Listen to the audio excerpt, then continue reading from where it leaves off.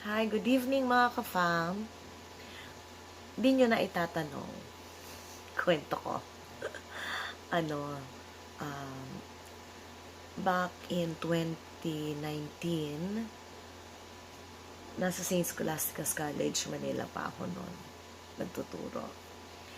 Nag-apply ako ng US visa because I wanted to go to the US. Sana. Then, and try my luck there. But anyway, sige, kwento ko kasi baka mamaya, baka sakali makatulong to sa mga gustong mag-apply ng US visa. Kwento ko lang para meron din kayong idea kung paano. So, niready ko lahat ng mga papeles na kailangan, mga certificate of employment with compensation, passport, lahat ng klase ng IDs, lahat ng pictures ng proof ng ownership na meron kami. Tsaka syempre, ang passbook. Kaso, may passbook ako. Pero ang pera doon, dumadaan lang.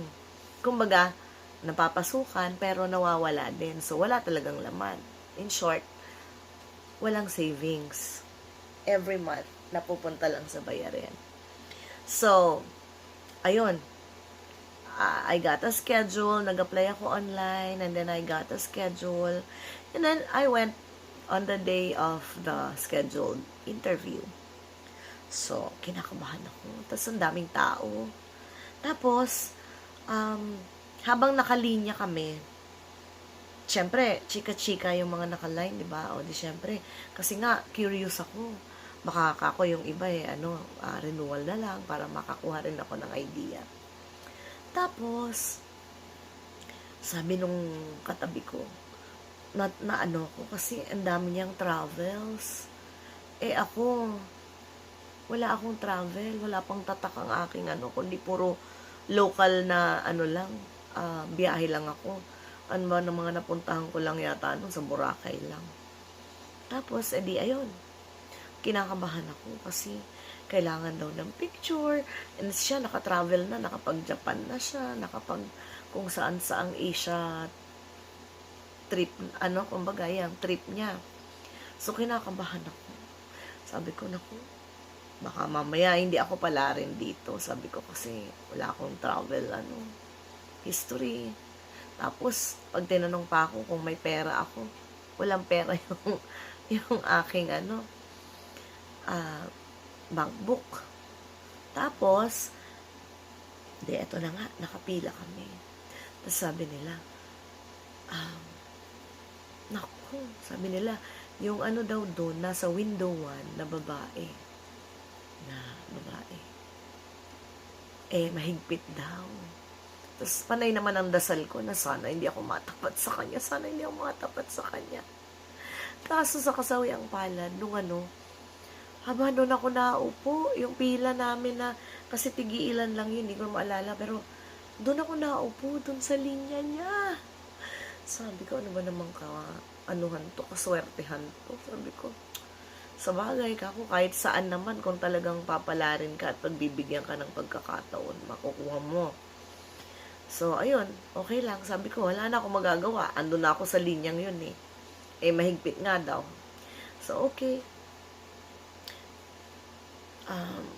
So, to cut the story short, biglang nawalan ng nung ako na yung nasa unahan ng pila niya, may ini-interview siya, nawalan ng tao dun sa isang nag-i-interview dun sa US Embassy.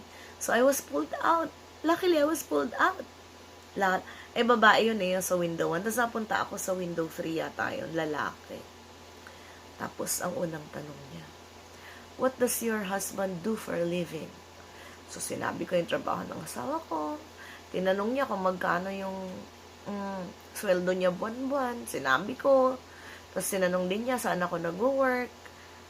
During that time, nagtuturo pa ako sa St. Scholastica's College, Manila. Grade school department. So, I told him, and sinabi ko yung sweldo ko, and syempre, nandun naman lahat ng mga evidences, may papel, nandun sa folder ko na ipinatong ko lang dun sa window. O di, ayun. Tapos sabi niya, why do you want to go to the US? What are you going to do there? Sabi ko naman, oh, well, ang una kong sabi sa kanya, well, if given the chance, sabi ko, I will be visiting some of my relatives there, and of course, the main reason is for me to unwind because I had such a stressful year in school. So I needed to rest. I need to see, other places in order to relax for a while. And then, tapos tawa siya. Sabi niya, oh, fair enough. Sabi niya. Tapos, ganun siya, ganun sa computer niya. Tapos, sabi niya sa akin, after niya mag-encode doon sa kanyang computer. Sabi niya, oh, now is the time for you to visit the US. Congratulations. Sabi niya.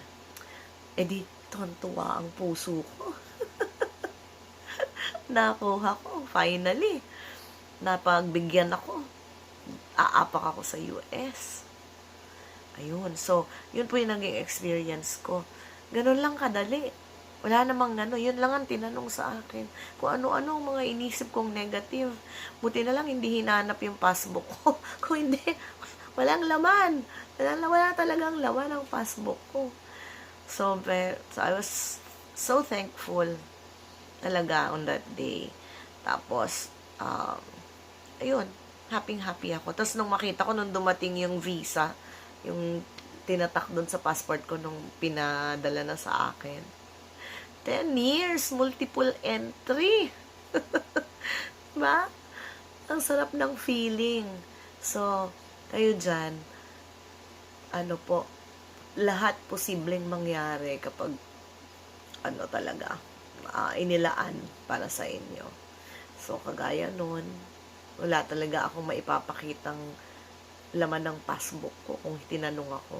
Pero, ang tinanong lang yung, gusto lang na yata nila talagang i-prove mo na meron kang pinagkakakitaan, kayong dalawang mag-asawa, at kailangan ma-establish na talagang babalik ka sa Pilipinas, hindi ka magti-TNT doon. So, yun lang. Good luck sa mga mag-a-apply. Thank you very much. I hope may na-share akong something na pwedeng kapulutan ng aral. Good night, ka-fam. Bye.